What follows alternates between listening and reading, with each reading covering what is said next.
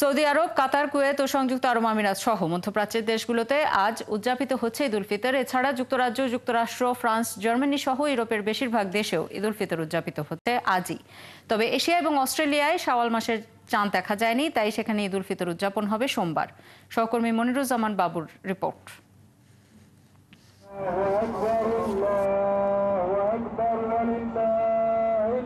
যথাযোগ্য মর্যাদা ও উৎসব মুখর আমেজের মধ্য দিয়ে কুয়েতে পবিত্র ঈদ উল ফিতর উদযাপিত হচ্ছে। জুমা মসজিদ সহ প্রবাসী অধ্যুষিত অঞ্চলে খেলার মাঠ ও উন্মুক্ত স্থানে ঈদের জামায়াত অনুষ্ঠিত হয়। কুয়েত সিটির গ্র্যান্ড মসজিদে সবচেয়ে বড় ঈদ জামায়াত অনুষ্ঠিত হয়েছে। প্রবাসী বাংলাদেশি অধ্যুষিত অঞ্চলের 18টি মসজিদের বাংলা ঈদের খুতবা পাঠ করে বাংলাদেশি খতিবগণ। আল্লাহর রহমতে যাক, আমাদের ভাগ্য খারাপ এটাই, আমরা নিজের দেশে যাই ঈদ করতে পারতেছি না। একদিকে টিকিটের দাম বেশি, মনটা থাকে বাংলাদেশে এবং ফ্যামিলির কী অবস্থা আছে, কীভাবে ঈদ করে, তাদের জন্য আমরা সবসময় মনে ওইদিকে থাকি। প্রবাসী ঈদ কাটাটা খুবই দুঃখজনক বিষয়। তারপরে আমরা এখানে বাঙালি ভাইটাই সবাই আছি, মিলাজিলা ঈদ করি।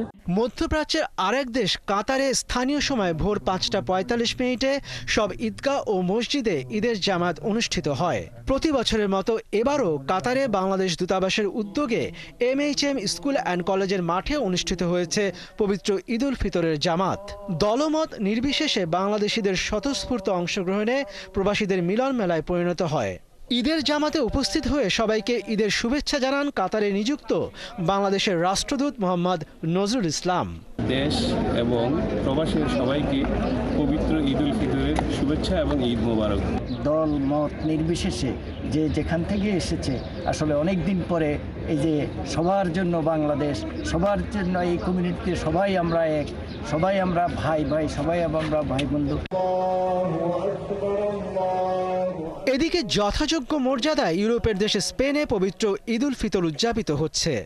সকাল 7:30 থেকে বেলা 11:30 পর্যন্ত স্পেনের বিভিন্ন শহরের মসজিদগুলোতে ঈদের জামাত অনুষ্ঠিত হয়।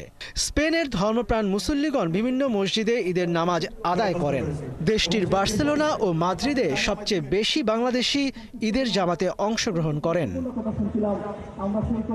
এছাড়া যুক্তরাজ্য, যুক্তরাষ্ট্র, ফ্রান্স, জার্মানি সহ ইউরোপের বেশিরভাগ দেশে আজ ঈদ উল ফিতর উদযাপিত হচ্ছে।